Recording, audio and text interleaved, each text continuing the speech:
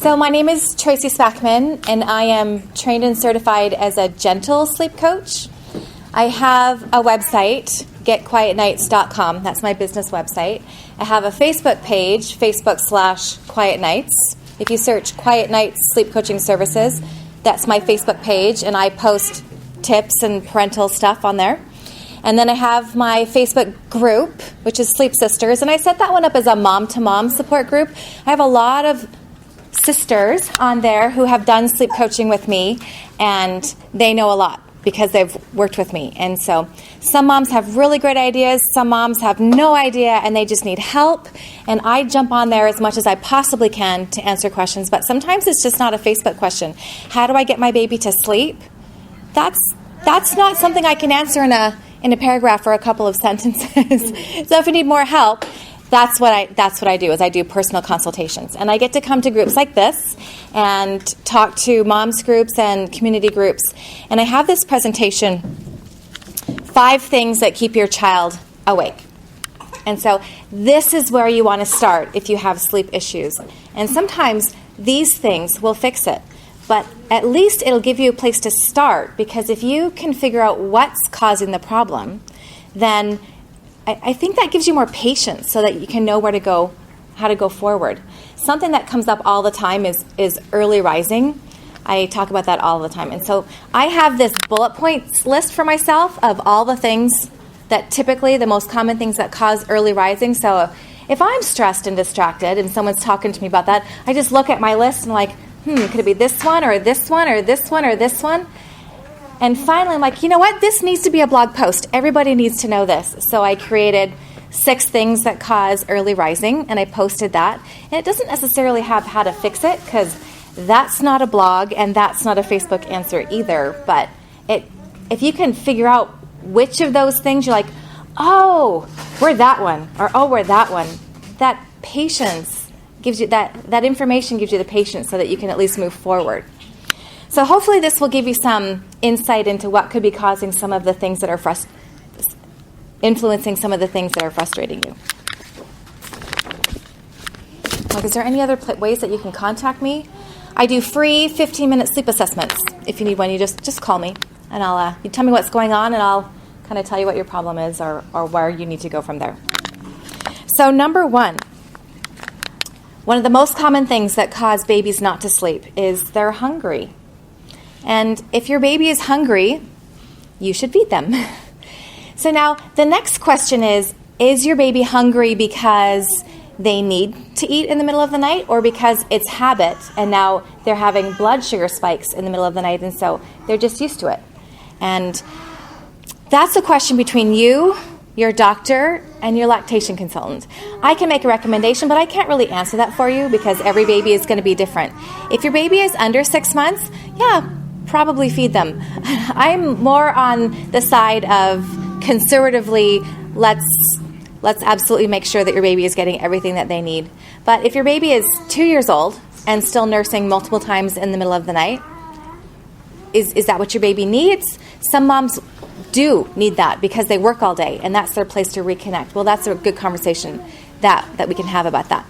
So you need to figure out if your baby is actually hungry or just having a blood sugar spike. Are they getting all of the calories that they need during the day or not?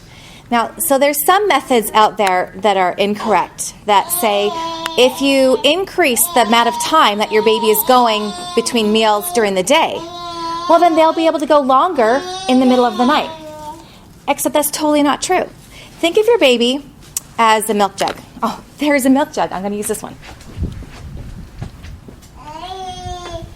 I keep meaning to draw a picture of a milk jug on the back of this paper. So if this is your baby's tummy, and they need to eat this much milk in a day, that's probably way too much, but this much milk in a day, if you feed them less frequently throughout the day to stretch out the feeding times, then you're only going to feed them this much during the day. They're going to need to eat this much at nighttime. That is going to increase your night waking. But if you feed them more frequently, whenever they want to, every time that they ask, every time that they are hungry, maybe for your baby that's every hour. Maybe it's every 2 hours. Maybe it's every 3 hours. Every 4 hours, that is probably going too long. So if you're feeding your baby every 2 hours or every 3 hours or every hour, whatever you think that your baby needs, you're probably going to fill them up this much. And then they only need this much in the middle of the night. That's so much more manageable. But this is something that we can figure out. Have this conversation with your lactation consultant. Does your baby need to eat in the middle of the night? And if the answer is yes, that doesn't necessarily mean that you're not going to get any sleep. If your baby is old enough to learn sleep skills, you can have both. You can have sleep and food.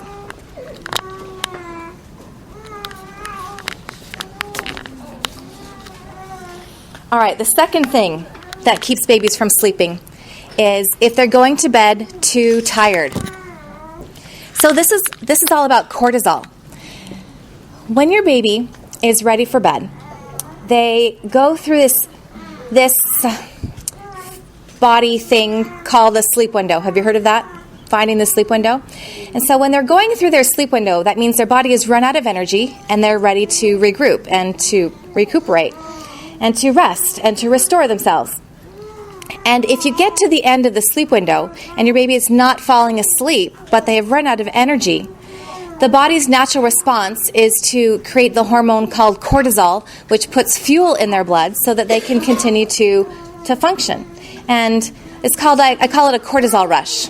Another professional called it a cortisol spike.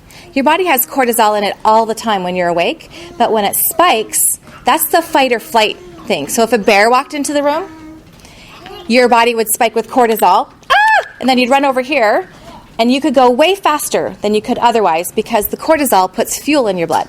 So if you're ready to fall asleep and you're not falling asleep, your body will put cortisol in your system so that you can continue to stay awake and function. For some babies, it's hilarious. They get all giggly and silly. And for other babies, it's not so funny. They have a meltdown and crying and screaming. It's really hard to fall asleep if you're having a cortisol rush. And we have noticed that it takes 45 minutes to burn off a cortisol rush.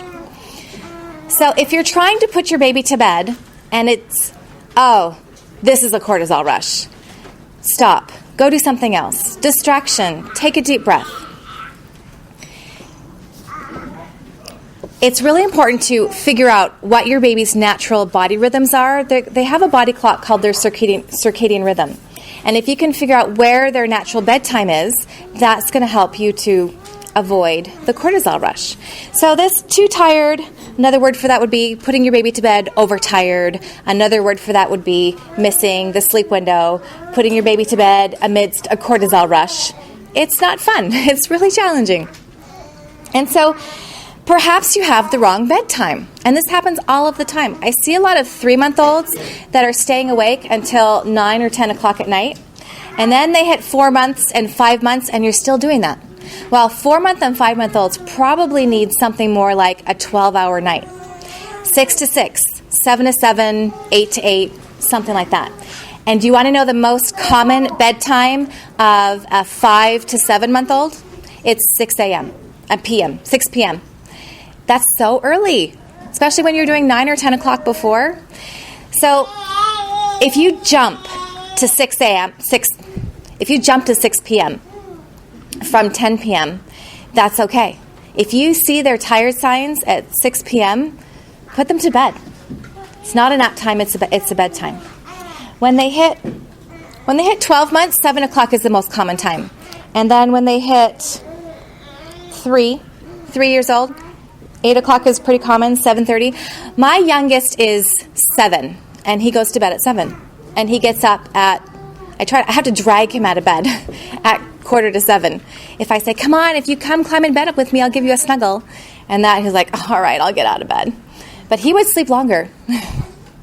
My 9-year-old also goes to bed at 7, but he gets up at 6. He doesn't quite need as much sleep. And my 11-year-old, she still needs 10 hours too. And my teenagers, they need 9 hours. There's none of this 8 hours for them. It's 9 hours. I don't think I can do 8 hours either. I think I'm a 9-hour person. Sorry, it's really hot in here. So you want to figure out what is your child's ideal bedtime. And you do this by reading their body language. What do you think are your child's tired signs? A lot of people expect yawning and eye rubbing to be their tired signs. You're shaking your head like, yeah. So yawning and eye rubbing is perfectly fine if you have a perfectly normal, average, super happy, easygoing baby. But if you have an alert baby, a baby who has always been described as bright-eyed, very curious, observant, knows what they want, hold out till they get it, perhaps social, perhaps quietly observing, these more alert temperaments, for them, it's a little bit different to parent a child like that. And these are amazing kids. These are the real go-getters of the world. I have 5 of them. It's awesome. So if you have a child that's more on the alert temperament side, then instead of waiting for the yawning and the eye rubbing as your tired sign, the cortisol rush is right on the heels of the yawning and eye rubbing. You're going to miss it every time. So instead, you have to play sleep detective, and you have to figure out what are their more subtle tired signs. And it could be as subtle as just one moment of zoning out. Oh, that was it. That's all you got. Staring off into space. Oh, that's it. That's all you got. Disinterest.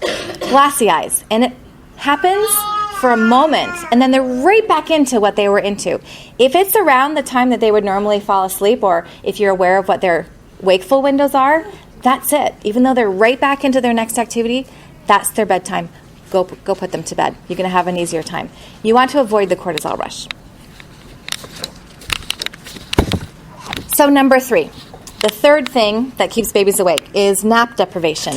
This is right along the same lines. So that sleep window that you have at bedtime, you have sleep windows throughout the day that you want to monitor. And there are some guidelines, but every baby is going to be a little bit different, and you want to read their body language. And so for a 6-month-old, the wakeful window typically is 2 hours. They wake up, 2 hours later, they're down for a nap. They wake up, 2 hours later, down for their second nap. They wake up, 2 hours later, they're down for their third nap. They wake up, 2 hours later, it's bedtime. 3-nap baby, typical 6-month-old.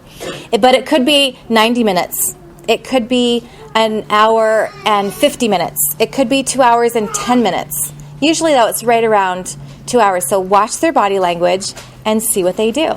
So if you have a crawler who's crawling around the floor, and around that hour and 45 minute, they put their head on the floor, and then they get up and then they start crawling around. That was it. That was a pretty obvious tired sign. I wish all babies would just crawl around and put their head on the floor to tell me they were tired. So we got some 9-month-old and 10-month-old babies over here. So 9-month-olds is typically around when the baby would drop that third nap and be down to 2 naps. And so a common wakeful window schedule for a 9-month-old and 10-month-old and 11-month-old and 12-month-old, all the way up until they're ready to drop one nap, would be like a 2-3-4. Wake up, 2 hours awake. Sleep. Wake up, 3 hours awake. Sleep. Wake up, 4 hours awake. Bedtime. 2-3-4. So if you ever see on Sleep Sisters, my baby's a 2-3-4, that's what they're talking about. Another one that is less common, but common enough that it's a thing, is 3-3-3. So there's 3 hours of wakefulness between the naps. So do you know how much sleep your baby needs? I brought you a magnet. It's right over here. You can grab one on your way out. It's one of these. This tells you an average of how much sleep that your baby should get in a 24-hour period. And this is just one way of looking at it. So for example, it says here a 6-month-old should get 14.25 hours. Well, that's very specific. It doesn't have to be so specific. It's a guideline. It's a place to start. Another way to look at it is sleep cycles. A 6-month-old typically needs a minimum of 3 sleep cycles during the day, and a sleep cycle is 45 minutes. So if your baby wakes up, is awake for 2 hours, sleeps for 45 minutes, they're going to wake up happy and refreshed, probably. Some babies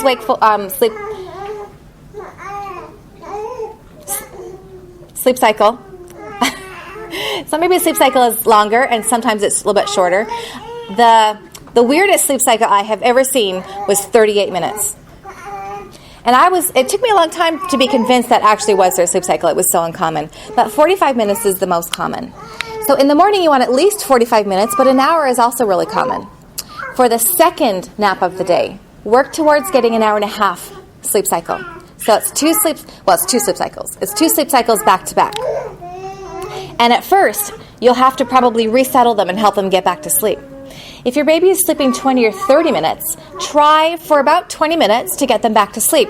Nursing, rocking, holding. Maybe you'll have to hold them for the second half of the nap. That's totally fine. You just want to get the sleep, because getting the day sleep helps you get night sleep. If you don't get the day sleep, they're going to get that cortisol in their system multiple times throughout the day. And now they've got that cortisol system in their body. It takes 45 minutes to burn off the initial cortisol rush, but there's a residual effect that it stays in the body for a while. So for a 9-month baby, a 9-month-old baby, 10-month-old baby, they're not having that third nap anymore. So they have 45 to an hour in the morning, and an hour and a half to 2 hours in the afternoon. But it could totally be more. That would be great. But you don't really want to do less. So that's kind of that's the goal that you work towards. If you have a baby that is 6 months or younger and you try to extend the nap and you just can't, 20 or 30-minute naps, that's okay. Some babies totally do that. You just need more of them, 5, 6. You probably need to put them down every 60 to 90 minutes. Follow their body language. All right, the fourth thing that keeps babies from sleeping. If you put your baby down asleep, so if you rock your baby to sleep and then put them in their crib, when they wake up the next time, because it's natural to wake up between sleep cycles. This happens all the time. We do it, you do it, I do it, but I'm a good sleeper and I just roll over and I go back to sleep. Your baby is not a good sleeper yet, and so she's not going to roll over and go back to sleep. She's going to wake up and realize she's in a different place than when she fell asleep. This bed is nothing like those warm, comfortable arms that I had a boob in my mouth. Totally different. So that would be a little bit disconcerting to wake up on this flat mattress without your mom. That would be like you waking up on the kitchen floor. A little bit of freaking out is to be expected. And so if you can put your baby to bed awake and they fall asleep in the crib, fantastic. That is a great place to start. Unfortunately, that does not work for everybody, and it usually does not work for alert babies. And so if rocking your baby to sleep, nursing your baby to sleep, if that is the only thing that works, that's what you should be doing, especially if your baby is 5 months or younger.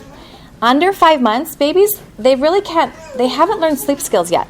About the earliest that babies can start, they just start to learn this whole self-regulation, sleep skills, learning to modify their body and figure out how to fall asleep. That happens around 18 weeks or later. And so you don't really want to work on sleep skills. You just want to figure out what your baby can do and just go with that. If your baby needs to be rocked or nursed to sleep, go with that. If you can wait until 6 months or later to do any sort of anything about that would be a little bit stressful for nighttime to help them learn sleeping, that would be even better. If you're going completely crazy, there are gentle and coping strategies that I could help you with.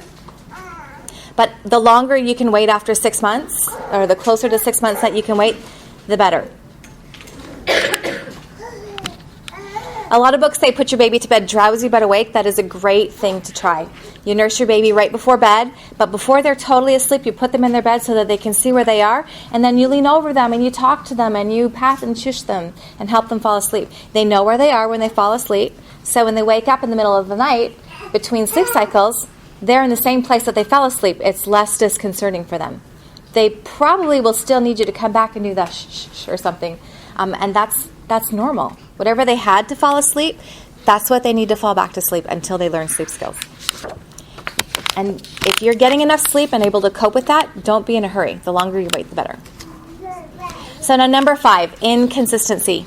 If you nurse your baby to sleep, and then 2 hours later, or maybe even 1 hour later, when they wake up, you send your husband in to pat them back to sleep, and he struggles with that, but he does it. Good for him. Thank you very much. I got a little bit more sleep. And then 2 hours later, your baby wakes up and you put them in the car and you go for a drive around the neighborhood because you know that works. And then they finally fall asleep and you put them back to bed and you crawl back into bed. And then 2 hours later, they wake up again. And you're like, will this ever end? And so you pick them up and you just take them into bed with you. And then they sleep the rest of the night. Like, oh, that's where they wanted to be. Because every time that they woke up after that, you were right there. And they just needed you.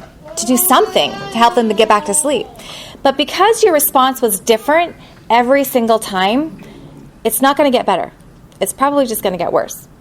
It would be better to be consistent with something that worked. So if you can co-sleep safely and you're okay with that, that is a great coping strategy. If you can send your husband in all the time and perhaps nurse and then have your husband help them fall back to sleep at bedtime and then send him all the time, that would be great. Or always rock to sleep. Or always just go in and nurse right back to sleep. If that gets everyone, the whole family, back to sleep the fastest, totally do that. So then you're starting at a place of consistency. And when your baby is old enough to learn sleep skills and you're ready to make a change and they're ready to make a change, then you can move to have a sleep plan, decide what you're going to do, and then be consistent about the sleep plan. Go from consistency to consistency. That works much faster. So there is a sixth thing that could keep your baby from sleeping. That's the wrong page. 1, 2, 3, 4, 5.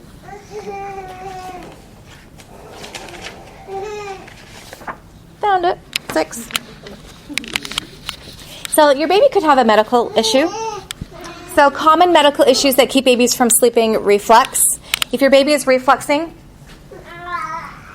I hope I wasn't just standing outside my frame this whole time. That would be awful. If your baby is refluxing and it's coming up here, that burns. That's uncomfortable. Yeah, that would be a reason to wake up. If your baby's throat is closing because of swollen tonsils or adenoids, it's called sleep apnea. That would be a scary way to wake up. And so that would need attention. Or maybe there's some family stress, or maybe there's divorce, or there's been a death in the family, or maybe there's some sensory processing issues. Lots of little things that could make a difference. And so there's usually a behavioral component to those as well, but you would want to address those things either first or at the same time that you're dealing with sleep issues.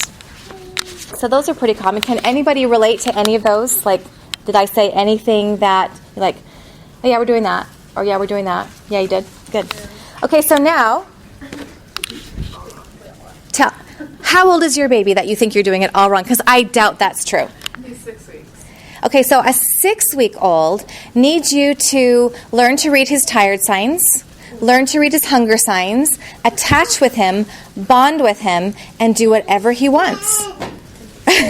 Mostly the naps. The napping is a lot. According to what you're saying, he needs more naps. I'm not letting him sleep enough during the day. So you're not are you waking him up? No, he's alert. He's awake too much during the day, it seems. So he can go 3 hours.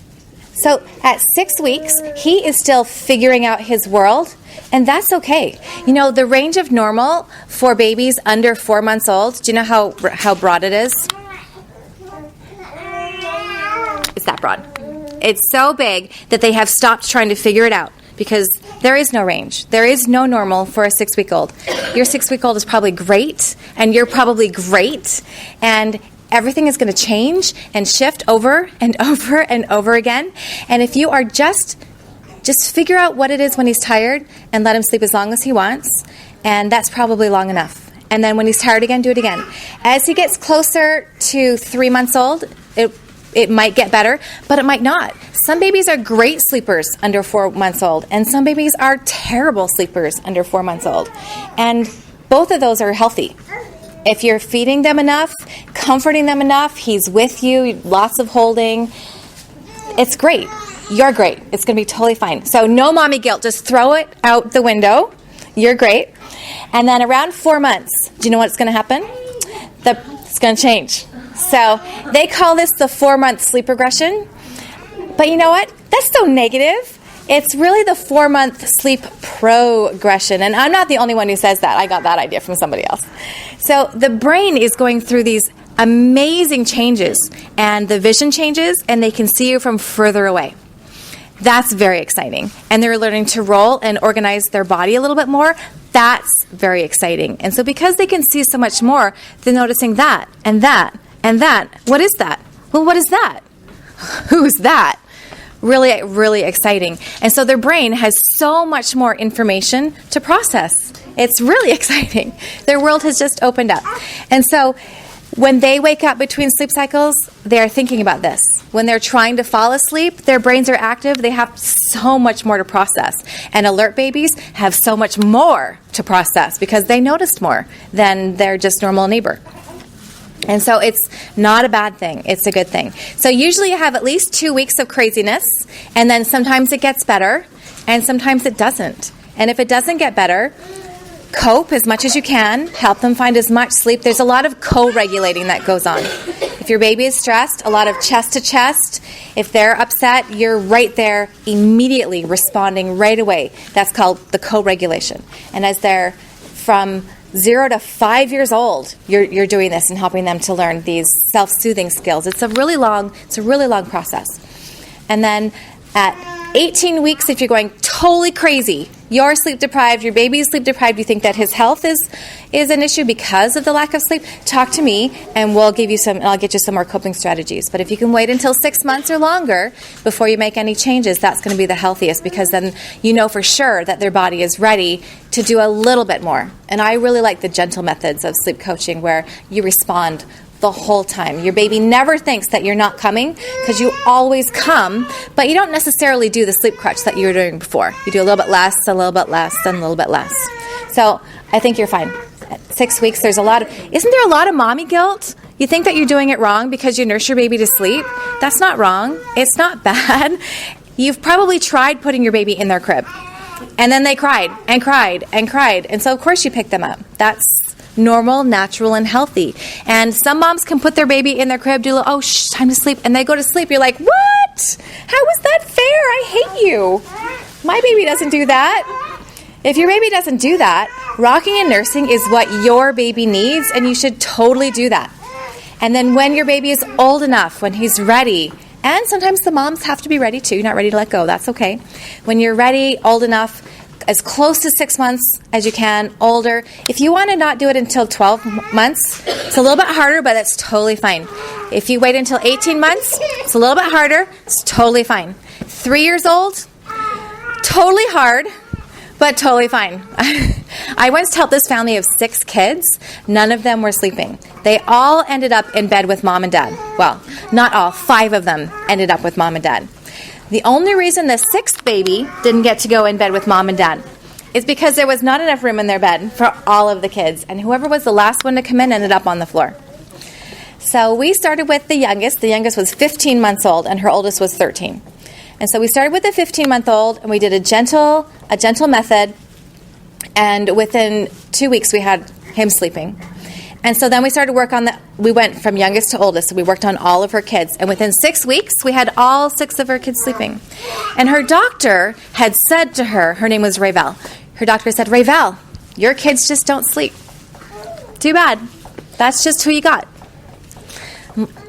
When she told me that, I'm like, really? So I did her for free, just to prove that it was a challenge. I was totally taking on this challenge. Of course I was. So, and then right after she broke her leg, this poor mom, she gets all of her kids sleeping, and before she gets to enjoy it, she breaks her leg. And so she's got a lot of friends who came in and brought her meals and helped out with her kids, and they were astounded at the change in her children's behavior. They were calm, polite, easygoing, ready to go to bed. When she said it was time to go to bed, they're like, what did you do? She's like, they're all sleeping through the night now. It's amazing what a good night's sleep does. But you have to wait until the brain is ready. This whole self-regulation process, it is a long process, and it only starts to be ready to be developed around that 4-month sleep progression. That's when it's beginning. And so there are certainly, I've been able to get 18-week-olds to be able to sleep through the night within a couple of weeks, but not always. Sometimes you have to wait. Sometimes you just have to do coping. 6-month-olds, I love working with 6 and 7-month-olds. It's for me, because of the range that I see, it's fairly easy. And then 9-month-olds, if they're on the verge of crawling, that complicates it just a little bit, but it's still totally doable. But the range of normal for all babies is pretty broad. Each baby, they really are individuals. Okay, hit me with your questions. What's going on?